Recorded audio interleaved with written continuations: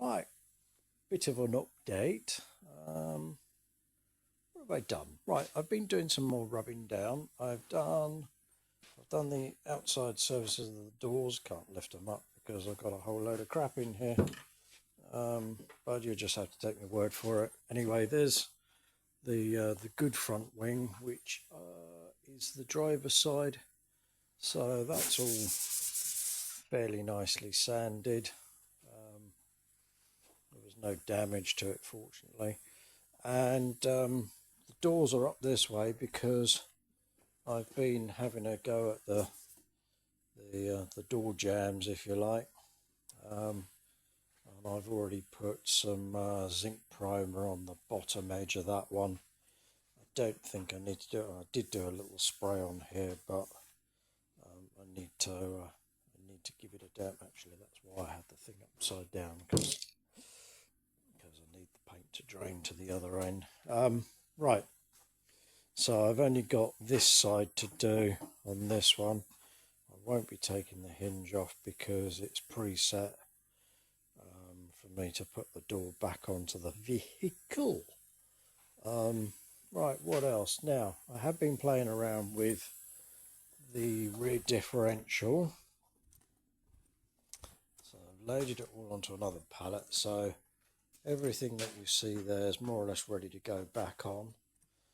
I'm going to get a friend to make up some of these, which is really just a blank metal plate that can sit on top of the rubber.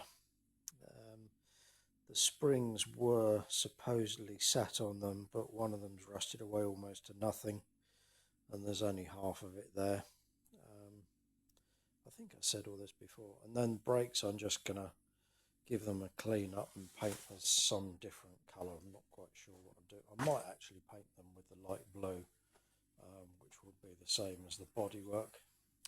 So the rear differential, I think I did say previously that it does work, because if I put my foot against that and oh, just prove me wrong. There we go. So the input end of it is turning, and if I turn it the other way, it does work. And likewise, if I blank that one off, it turns on the other side as well. So the differential is working, unlike I originally thought. And then I've just sandblasted that, which is the bit, this bit sits on the back side of the box, whichever way. I think it goes that way. That sits on the back end of the box and sits in between there and there. So what I'm going to do is I'm going to find a cheap nasty silver paint just as a top coat to put over the top of the zinc. And I'm still struggling to get these apart. I've taken some photographs, but I will just get in there just to sort of have a slightly more closer a look at this back plate, because I'm going to buy those as new. And then I will probably do the same at some point with the discs, because they're a bit nasty. And see how they go nicely rusty on the inside. I think when I get the new ones, I'm going to give them a sandblasting and maybe fire some zinc paint into there just to give them some protection. I mean, obviously when you're braking, they're going to get hot and it'll probably all burn and melt off, but I don't think it would cause a fire, but that would be interesting. Other than that, I might even put some of my black shit on there. Car's still there, engine's still in. Every time I walk past it, I think, I'll have a look, see what I need to do. Like, I need to get in underneath there to discombobulate the gearbox linkage.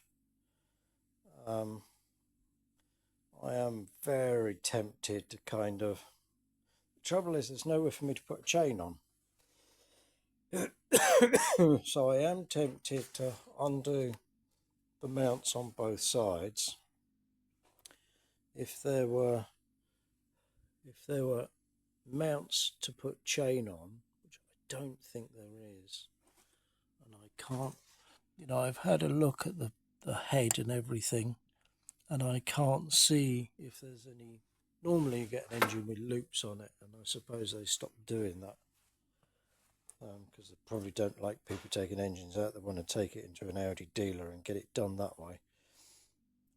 But if I could chain it and then lift it a little bit, and then I can see what's still connected and discombuberate whatever I need to discombuberate, and then I can concentrate a little bit later on suspenders. So anyway, once I've got that out, well, I mean, it's not really hindering me, but I can get on with the rest of the bodywork. I have been, where are we, 6 minutes? I have been working on the tailgate. So again, nicely sanded down. I got rid of everything in here with my little whizzy wheel, my filament wheel, and then I've just given that a coating of zinc. And then what I'll do is I'll slap some etch primer over the top of this, give it another light sanding, and then give it another base coat, and that will be it. I think that's all okay. I'm not too worried about that top section because it is covered with the it's covered with the spoiler. Back bumper, didn't get a chance to touch that today because I got too busy with the door jambs, and that's really what I want to do. Is like one of the big jobs on the main body is to do the door jambs all around there, all around the back window, inside on the back hatch. Give that a damn good seeing to. Give it a damn good rogering, and that'll be about it. Oh yes, and I've just been playing around. I've just stacked me inner doors and bits and pieces up in there. There's the rear spoiler. That's going to need a bit of. Actually, I don't think it will need a bit of filler, but I'll have to check that with some paint. I've rubbed those down as well, which reminds me, I must check. Yes, the rocker covers are over there. And another thing I've been looking for, and I don't know what I've done with them. Tell you what, I'll have a look. No, there's nothing up there, is there? There. I wonder what I did with those. I was looking for the it's weird. I bring things up here and then I don't know what I've done with them. They're not in there. What I'm after was the gutter things. I know I had them at home, but I can't find them at home. So I've done something stupid. These two bits here I've covered in that really cheap, nasty. What did I say it was? God, I've forgotten what I said it was. It is. Oh God, I can't see it. Flexible roof gutter sealant, butyl rubber. So that's what I coated those in. These two bits go on the actually support and hold the top edge of the rear bumper. So that's quite good to have those smothered in that. Now I've been playing with a bit of trim. In actual fact, I'm going to take this home and see if I can strip this section out.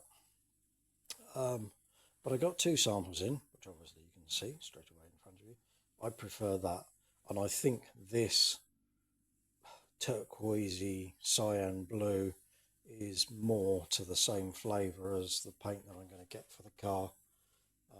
Whereas this is a bit too light, and okay, despite the size that I've got there, it looks a bit like a bloody handkerchief. So I'm going to go with that, and I think that's a bit more kind of tartanified. So anyway, that is it for time being, and I'll catch these next time.